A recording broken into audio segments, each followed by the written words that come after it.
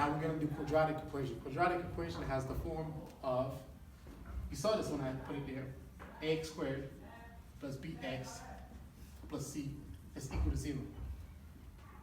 Looks familiar? Yeah, I've seen it. I took it, I think it was last year. Okay, so this is what we call a quadratic equation.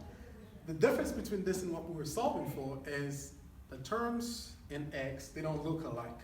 You remember when we were solving that one, I told you 2 bananas minus 1 banana minus 15 is equal to 0.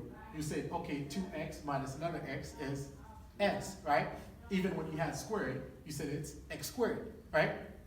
Remember? No? Yes? Yeah.